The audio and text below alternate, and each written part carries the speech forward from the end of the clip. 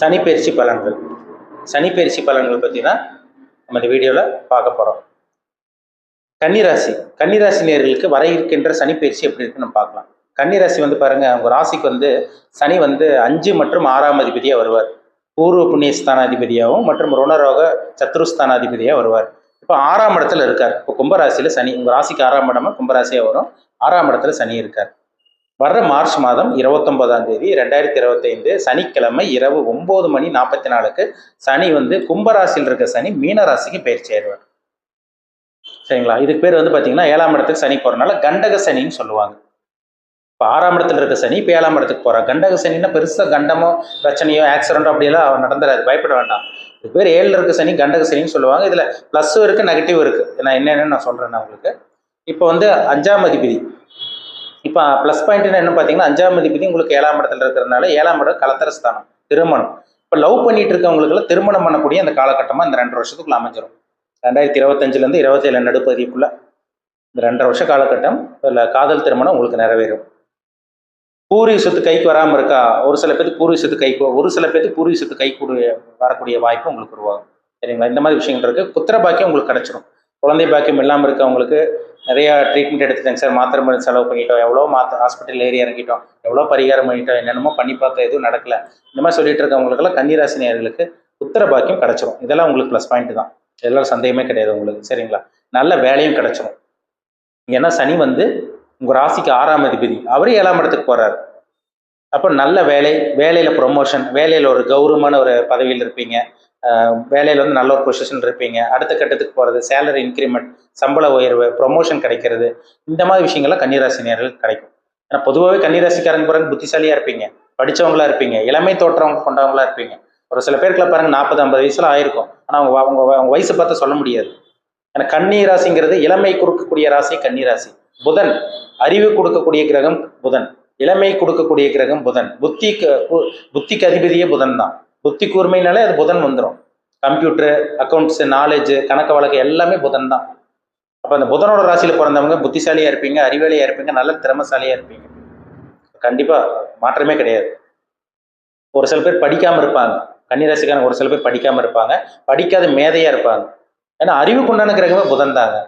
Business வியாபாரத்துக்கு உண்டான கிரகமே புதன் தான். நல்ல ஒரு நாலேஜ், நல்ல ஒரு அறிவு உங்ககிட்ட இருக்கும். படிக்கலைனாலும் படிக்காத மேதையாக இருப்பாங்க இந்த கன்னிராசியில் பிறந்தவங்க. இளமை தோற்றம் கொண்டவங்களா இருப்பாங்க. ஒரு ஈர்ப்பு, இவங்ககிட்ட ஒரு ஈர்ப்பு சக்தி இருக்கும். இப்போ உங்கள் ராசிக்கு பாருங்க, இப்போ புதன் வந்து பார்த்தீங்கன்னா, சாரி உங்கள் ராசிக்கு வந்து பார்த்தீங்கன்னா சனி வந்து பார்த்தீங்கன்னா 5 மற்றும் 6ஆம் அதிபதி ஒரு 7ஆம் இடத்துக்கு போகிறாரு. இப்போ நல்ல ஒரு வேலை, நல்ல ஒரு பொசிஷன் இருப்பீங்க. இதெல்லாம் உங்களுக்கு நல்லபடியாக அமைஞ்சிடும். சரிங்களா? என்னதான் நீங்கள் புத்திசாலி, அறிவாளியோ, திறமசாலியோ இருந்தாலும், நான் ஏன் சொல்ல வரேன்னா, உங்களுக்கு ராசிக்கு 7ல் சனி இருக்கார். 7ல இருந்து உங்கள் ஜென்ம ராசி 7ஆம் பார்வையாக பார்ப்பார். அப்போது சனிங்கிறது ஒரு இருட்டு கொடுக்குற கிரகம், ஒரு மந்தமான ஒரு கிரகம், இருள் தன்மை. அப்போ உங்கள் ஜென்ம ராசி 7ஆம் பார்வையாக பார்க்கும், மனக்குழப்பம் கொடுக்கும். நீங்களே எவ்வளோ புத்திசாலி, அறிவாளியாக இருந்தால் கூட உங்களுக்கு ஒரு மனக்குழப்பம், ஒரு தெளிவற்ற நிலை கண்டிப்பாக அந்த சனி கொடுக்கும். இது பண்ணலாமா, அது பண்ணலாமா, அவங்க சொல்கிறது கரெக்டாக தப்பா, நம்ம யாரை நம்புறது, நம்பக்கூடாது, அங்கே போகலாமா வேண்டாமா, இந்த மாதிரி ஒரு கன்ஃபியூஷன், ஒரு ஆசிலேஷன் மைண்ட் கண்டிப்பாக சனி கொடுத்துருவார். சரிங்களா? அதனால் உடல் ஆரோக்கியத்தில் சின்ன சின்ன பிரச்சனை வரும் கன்னிராசிக்காரங்களுக்கு. ஒரு சில பேருக்கு எலும்பு மூட்டு சம்மந்தமான பிரச்சனை வரும், ஸ்கின் ப்ராப்ளம், ஸ்கின் அலர்ஜி வரும், நரம்பு சம்மந்தமான பாதிப்பு, இதெல்லாம் வர்றதுக்கு வாய்ப்பு இருக்குது. கொஞ்சம் கவனமாக இருங்க. கொஞ்சம் குழப்பம் வரும். எதாக இருந்தாலும் 3 தடவை 4 தடவை யோசிச்சு முடிவெடுங்க. இப்போ 7ஆம் இடத்துல இருக்க சனி என்ன ஒரு நெகட்டிவ்னா, கணவன் மனைவி ஒரு சில பேருக்கு, எல்லாத்துக்கும் கிடையாதுங்க, ஒரு சில பேர்த்துக்கு நீ சொல்கிறது பெருசா, நான் சொல்கிறது பெருசா, மிஸ் அண்டர்ஸ்டாண்டிங் வந்துட்டு போகும். கூட்டு தொழில் பண்ணாதீங்க. கூட்டு தொழில் பண்ணிட்டு இருக்கவங்களுக்கு இந்த காலகட்டங்களில் பிரச்சனையே வரும். ஏற்கனவே கூட்டு தொழில் இருக்கவங்களுக்கே பாருங்க பிரச்சனை வரும்.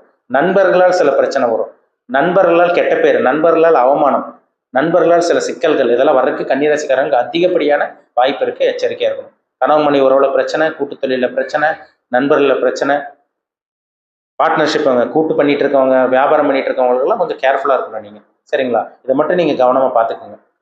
புதிய நண்பர்கள் அறிமுகமானால் அவங்ககிட்ட கவனமாக பழகுங்க. ஏன்னா 7ஆம் இடத்துல சனி வந்துட்டாலே சில கசப்பு, மனக்கசப்பு கொடுத்துருவார். ஏன்னா பாவகிரகம், ஒரு பாவகிரகம் 7ஆம் இடத்துல போகிறார். அப்புறம் இந்த 7ஆம் இடத்தை கெடுக்க போறாருன்னு தான் அர்த்தம். திருமண வாழ்க்கையில் சில பிரச்சனை, கூட்டு தொழில் சம்பந்தமான சில பிரச்சனை, நண்பர்களால் மனக்கசப்பு, நண்பர்களால் தலைக்குனிவு, இதெல்லாம் நடக்கும் இந்த காலகட்டங்களில்.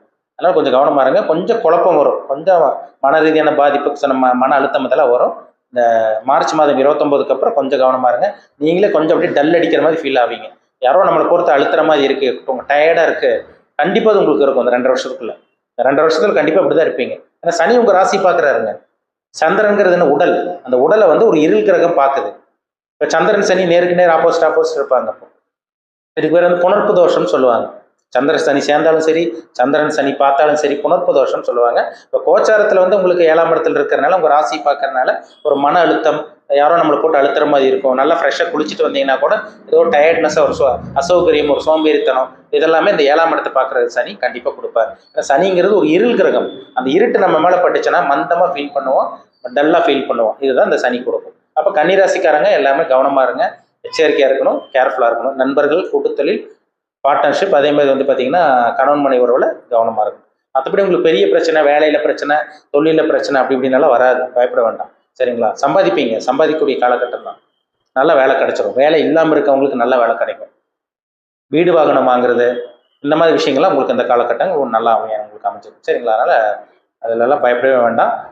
நீங்கள் எடுத்து வைக்கிற ஒவ்வொரு முயற்சி அது உங்கள் சாதகமாக தான் இருக்கும். நான் சொன்ன அந்த 3 விஷயங்களில் மட்டும் கொஞ்சம் கேர்ஃபுல்லாக கவனமாக இருங்க. கணவன் மனைவி உறவு, நண்பர்கள், கூட்டுத்தொழில், இதில் மட்டும் நீங்கள் கவனமாக இருந்துட்டீங்கனாலே உங்களுக்கு வேறு தேவையில்லாத எந்த பெரிய பிரச்சனையும் உங்கள் வாழ்க்கையில் வரவே வராது. அதில் சந்தேகமே கிடையாது. சனி வந்து 7ஆம் இடத்துல இருக்க சனி பெரிய கண்டத்தையோ, பெரிய சோதனையோ, துன்பத்தையோ, கஷ்டங்களோ கொடுக்கவே மாட்டார். ஒரு பிரச்சனை வரும்னா 2027 தான் பிரச்சனை வரும், அஷ்டம சனியில். 2027 நடுப்பகுதிக்கு மேலே தான் உங்களுக்கு அஷ்டம சனி ஆரம்பிக்குது. 2027, 28, 29 தான் உங்களுக்கு பிரச்சனையான காலகட்டம். இந்த 2025, 26, 27 பெரிய பிரச்சனைகள் வராது. ஆனால் இரவு நேர பிரயாணங்களை வாகனத்தில் மட்டும் கொஞ்சம் கவனமாக போங்க. சரிங்களா? சார் நான் நல்லா தான் போயிட்டு இருந்தேன், பின்னாடி இருக்க வந்து முட்டிட்டேன், இல்லை நான் வந்து பிரேக் பிடிச்சி அப்படி லைட்டை போய் முட்டிட்டேன், இந்த மாதிரிலாம் நடக்கும். சின்ன சின்ன விஷயங்கள் நடக்கும். ஆனால் பெரிய கண்டங்கள், சோதனை இருக்காது. அதனால தான் மறுபடியும் சொல்கிறேன், பெரிய பிரச்சனைகள் உங்களுக்கு இருக்கவே இருக்காது. பயப்படாதீங்க, தைரியமாக இருங்க. இந்த கன்னிராசிக்காரங்களுக்கு இந்த நடக்கக்கூடிய சனிப்பயிற்சி ஒரு நல்ல ஒரு சனிப்பயிற்சியாக தான் இருக்குமே தவிர, சின்ன சின்ன நெகட்டிவ் இருக்குமே தவிர, பெரிய அளவுக்கு சோதனை கொடுக்கக்கூடிய சனிப்பயிற்சியாக நிச்சயமாக இருக்காது. அதனால் கவலையப்படாதீங்க. இந்த சனிப்பயிற்சியை நல்லபடியாக நல்ல விதமாக பயன்படுத்திங்க. இப்போ நம்ம பார்த்தது எல்லாமே பொதுவான பலன். சரிங்களா? ராசி பலன் பார்த்துருக்கோம். ராசிங்கிறது வந்து பார்த்தீங்கன்னா உடல். ராசிங்கிறது வந்து பார்த்தீங்கன்னா உடல், லக்னம்ங்கிறது உயிர். இப்போ ராசி பலன் பார்க்கறது வந்து பார்த்தீங்கன்னா நம்ம கோச்சார கிரகநிலையை வச்சு நம்ம பார்க்குறோம். கோச்சார கிரகநிலைன்னா இப்போ வான்மண்டலத்தில் நகரக்கூடிய கிரகநிலையை வச்சு நம்ம பார்க்குறோம். பிறப்பு ஜாதகம், ஜனன ஜாதகத்தில் வந்து பார்த்தீங்கன்னா பிறக்கும் போதே ஒரு சில கிரக அமைப்புலாம் அந்தந்த அமைப்பில் இருக்கும். அது அந்த கிரக அமைப்புப்படி இப்போ என்ன தசாபுத்தி நடக்குது, அது இல்லாமல் லக்னத்தை வச்சு பார்க்குறோம். லக்னம்ங்கிறது உயிர், ராசிங்கிறது உடல். அப்போ அந்த உடலும் உயிரும் சேர்ந்தாதான் ஒரு மனுஷன் வந்து முழுமையாக இயங்க முடியுது. அப்போ நம்ம 2 அமைப்பு வச்சு பார்த்தா தான் நம்ம துல்லியமாக சொல்ல முடியும். சரிங்களா? லக்னாதிபதி என்ன நிலைமையில் இருக்காரு, ஏன்னா ஒரு மனுஷனை ஒரு தூண் மாதிரி, லக்னாதிபதிங்கிற ஒரு பில்லர் மாதிரி. லக்னாதிபதி கெட்டு போச்சுன்னா எவ்வளோதான் திறமை, அறிவு, டேலண்ட் இருந்தாலும் இவங்கனால அடுத்தவங்க தான் பெனிஃபிட் ஆவாங்க தவிர இவங்கனால எதுவும் டெவலப் ஆக முடியாது. அப்போ வந்து உங்கள் ஜாதகத்தில் லக்னாதிபதி என்ன அமைப்பில் இருக்காங்க, ராசிநாதன் என்ன அமைப்பில் இருக்காங்க, உங்கள் ஜாதகத்தில் இப்போ நம்ம பார்த்த மாதிரி சனி என்ன அமைப்பில் இருக்காரு. சனி வந்து பார்த்தீங்கன்னா நல்ல ஒரு ஸ்தானத்தில் இருக்காரா, நல்ல ஒரு இடத்துல 3, 6, 10, 11ஆம் இடம் உபஜய ஸ்தானம், நல்ல ஒரு அமைப்பில் இருக்காருன்னா அது நல்ல அமைப்பு கொடுக்கும். இப்போ கெட்ட ஸ்தானத்தில் இருந்தாருன்னா சனி கெட்டதான் பண்ணுவார். மெயினாக வந்து 6, 8 தசாபுத்தி ஒருத்தருக்கு நடக்காமல் இருக்கணும். 6ஆம் அதிபதியோ 8ஆம் அதிபதியோ தசாபுத்தி நடக்காமல் இருக்கணுங்க. 6ஆம் அதிபதினா கடன், நோய், எதிர்ப்பு, வம்பு வழக்கு பிரச்சனைன்னு போயிட்டே இருக்கும். 8ஆம் அதிபதினா கோர்ட்டு கேஸு, அசிங்கமான ஜெயிலுக்கு போகிறது, ஆக்சிடென்ட் ஆகுறது, ஹாஸ்பிட்டல் செலவு, மருத்துவ செலவு, அது இதுன்னு போயிட்டே இருக்கும் 8ஆம் அதிபதி தசாபுத்தி நடந்துச்சுன்னா. 6ஆம் அதிபதி 8ஆம் அதிபதி தசாபுத்தி நடக்காமல் இருந்துச்சுன்னா ரொம்ப ரொம்ப நல்லது.